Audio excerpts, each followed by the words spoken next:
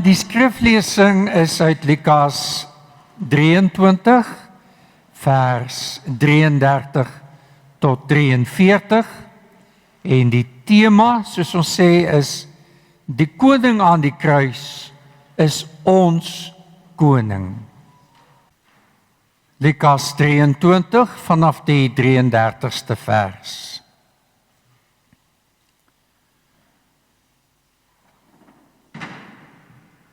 Toe hulle by die plek kom wat Kopbeen genoem word, het hulle hom daar saam met die misdadigers gekruisig. Die een aan sy regter en die ander een aan sy linkerkant. Toe sê Jesus: Vader, vergeef hulle, want hulle weet nie wat hulle doen nie. Hulle het sy klere verdeel deur te loot. Die volk het daar gestaan en kyk. Hulle raadslede het hom ook uitgelag en gesê: Ander het hy gered, laat hy homself red, as hy die Christus is wat deur God uitverkies is. Ook die soldate het vorentoe gekom en hom bespot. Hulle het vir hom suur wyn aangebied en gesê: As jy die koning van die Jode is, red jouself. Daar was ook 'n opskrif bokant hom: Dit is die koning van die Jode. Een van die misdadigers wat daar gehang het hom gelaster deur te sê: Is jy dan nie die Christus nie? Red jouself en ons ook. Maar die ander een het hom tereggewys en gesê: Is jy nie bang vir God nie? Jy ondergaan tog dieselfde straf as hierdie man. In ons geval is dit regverdig, want ons ontvang die verdiende straf vir ons dade. Maar hierdie man het niks verkeerd gedoen nie. Verder sê hy: Jesus, dink aan my wanneer u in u koninkryk kom. Jesus antwoord hom: Ek verseker jou, vandag sal jy saam met my in die paradys wees.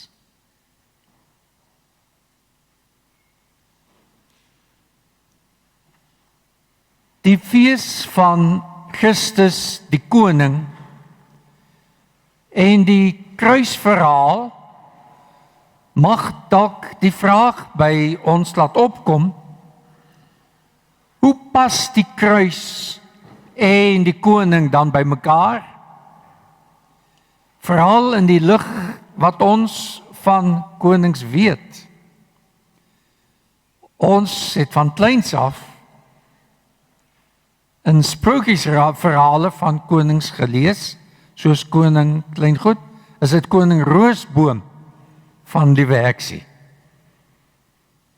Of, wie onthou julle wat was sy naam? Koning? Rosekrans, ja, hoe sal die Werksie sê. Ons hoor en sien in die media byvoorbeeld die Britse koningshuis en ander koninklikes, ook konings in ons eie land. En as ons die konings sien, die koninklikes, en dink aan hulle, dan sien ons in ons koppe en in die media en die televisie prentjies van skatryk mense, invloedrykes, grootsheid, blinkheid, skoonheid, soms ook onverantwoordelikheid. In die Bybel lees ons ook van baie konings. Onthou julle byvoorbeeld koning Salomo, wat destyds die rykste koning was in die hele wêreld, sê 1 Konings 10 vers 23. Nou hoe pas die gruwelkruis wat hier agter my is, en die koning dan by mekaar. Die kruisiging het veral Dominee Christo dit vir ons baie grafies verduidelik, ook by die Bybelskool. Kruisiging was 'n barbaarse, wreedaardige metode van marteling en vernedering wat gelei het na baie lyding tot 'n verskriklike, pynlike dood.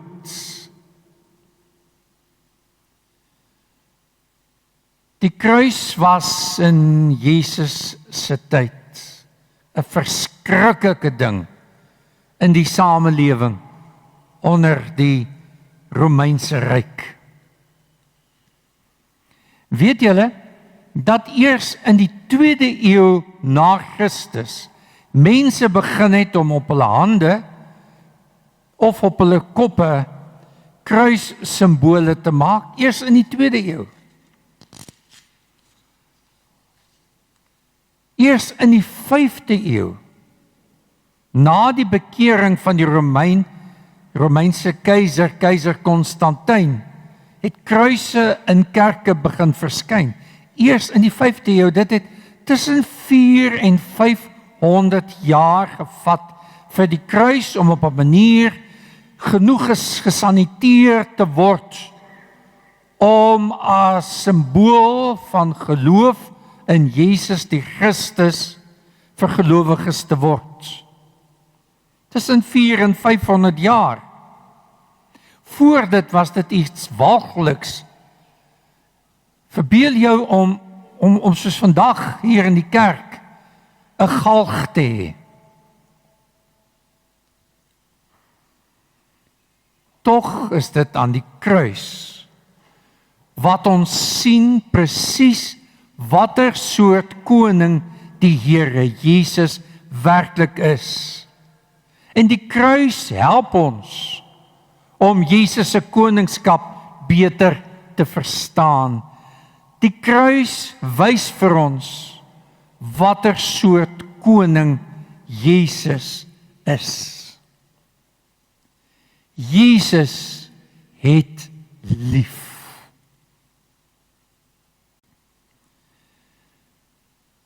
Die soldate, die Joodse raad en hulle volgelinge, asook een van die misdadigers wat saam met Jesus gekruisig was, het deur hulle gespot probeer sê dat Jesus nie werklik 'n koning is nie. Hoekom nie?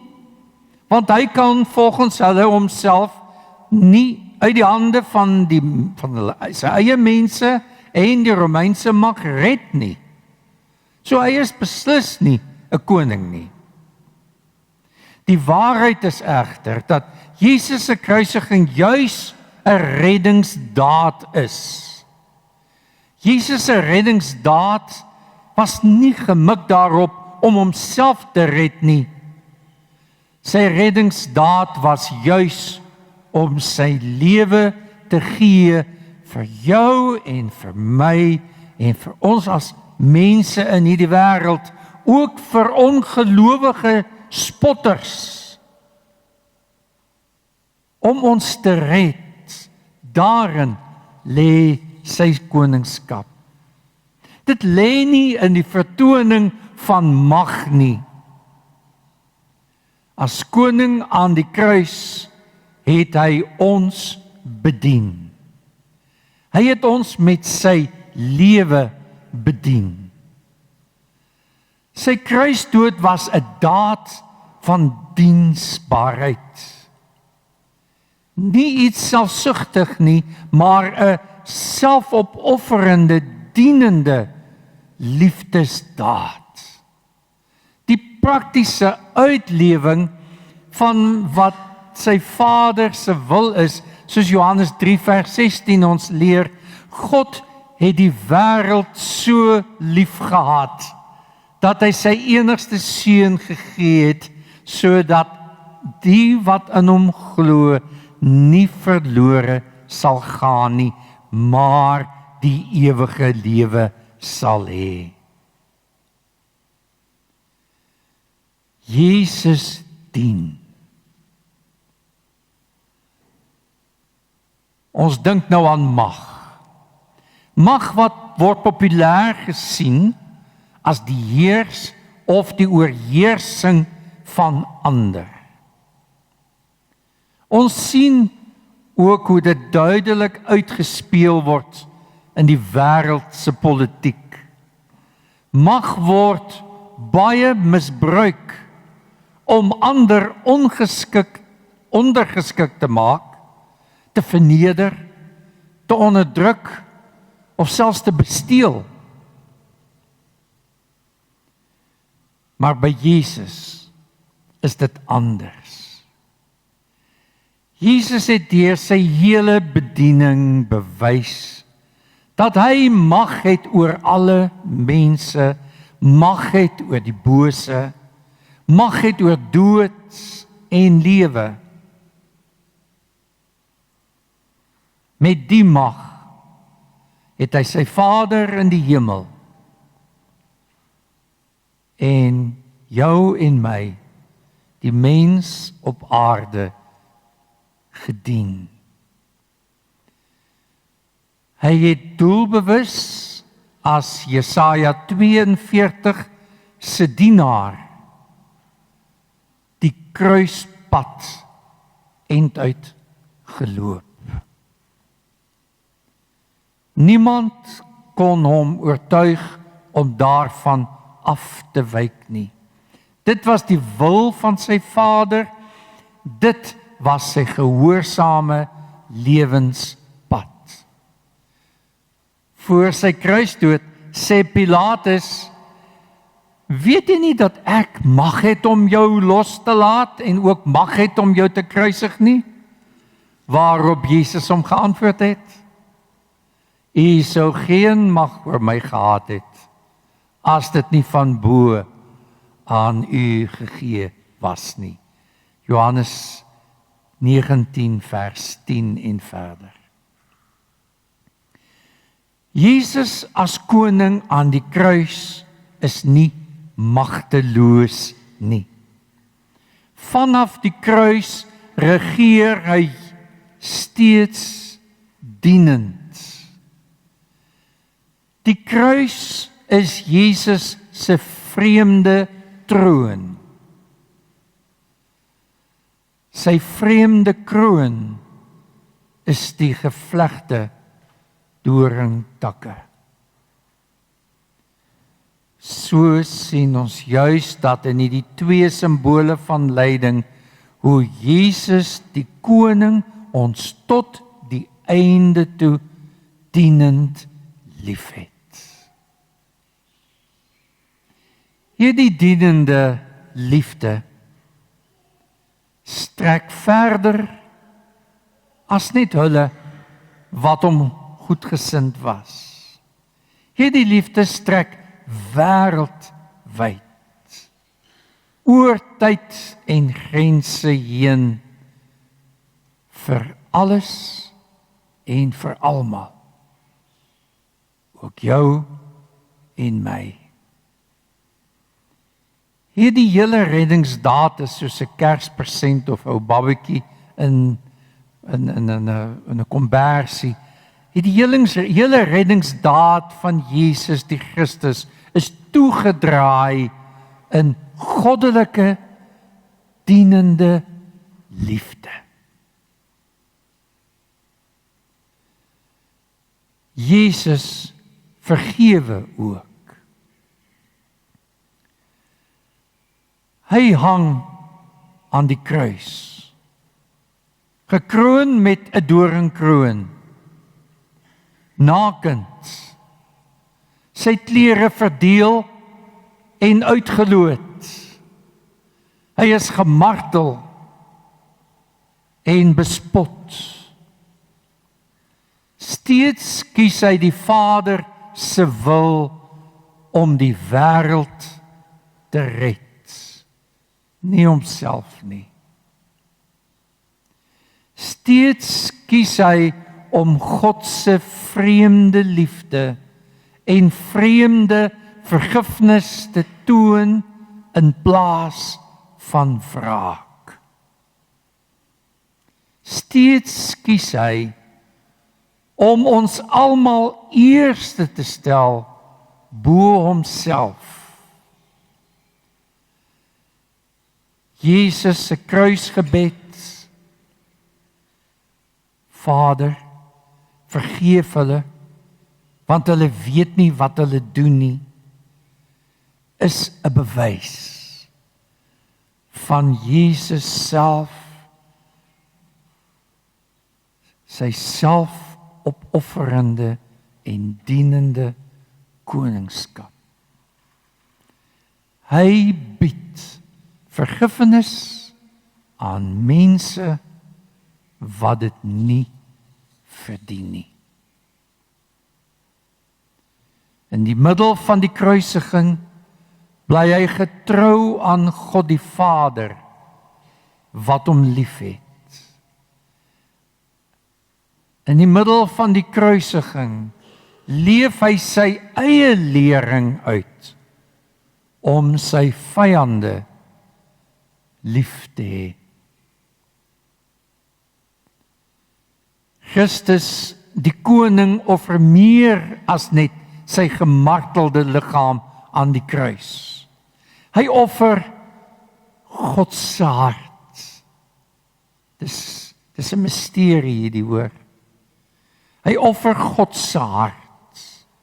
Hy offer God homself as God die Seun. Hy offer sy menslike lewe. Dit is 'n misterie. Maar daar aan die kruis maak hy die pad van vergifnis oop vir elke mens, vir jou en vir my, vir elke gebroke, sondige mens, om vergewe en verenig te word met ons Skepper en ons Verlosser God. Vir elke mens wat tot hom roep, so word sy gebed om vergifnis van elkeen wat tot God roep, bewaarheid. Jesus omarm ook aan die kruis. Weet julle, hy praat net 2 keer in ons teksgedeelte. Die eerste keer is dit die gebed van vergifnis, waaraan ons nou sopas aandag gegee het. Die vergifnis van sy eie mense wat hy die gruwelike leed hom aandoen. Die tweede keer vertroos en bemoedig hy die ander berouvolle misdadiger aan die kruis langs hom. Hy sê vir hom: vandag sal jy saam met my in die paradys wees.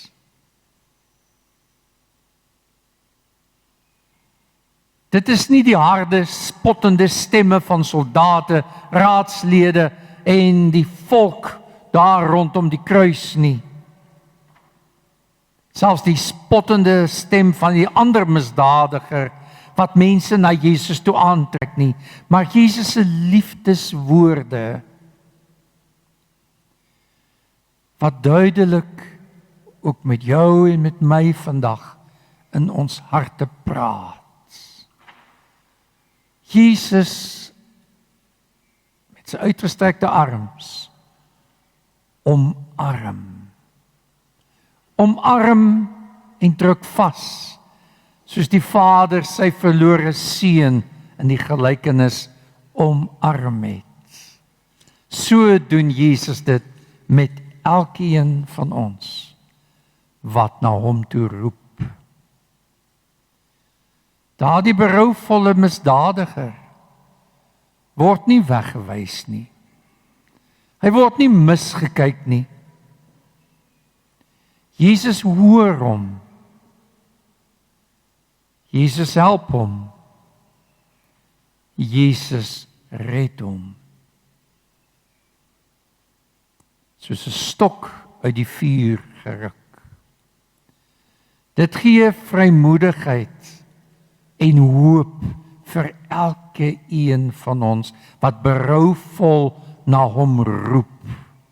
Here Jesus, vergewe my my sondes, red my asseblief, help my asseblief, verlos my asseblief.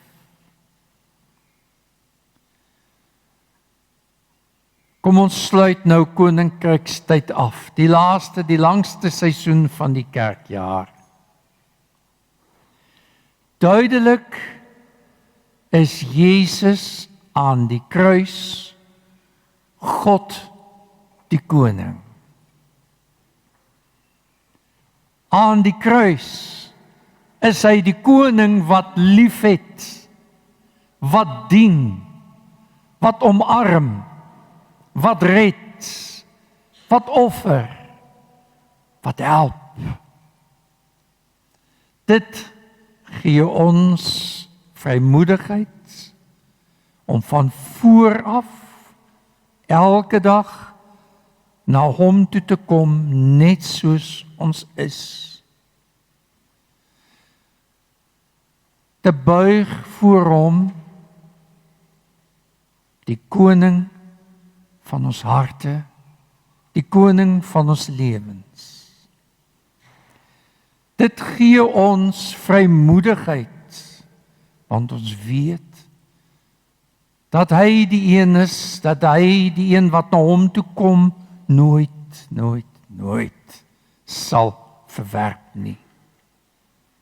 Hy nooi ons tog immers uit in Matteus 11:28, kom na my toe. Kom na my toe, elkeen wat uitgeput en oorlaai is. En ek sal jou rus gee. Die koning aan die kruis is ons koning. Die dienende God van liefde wat met vergifnis ons elkeen wil omarm. Hy is ons volmaakte voorbeeld, wat ons met vrymoedigheid, gelowig en liefde en hoop kan volg. Hy is Jesus die Christus, die Here God.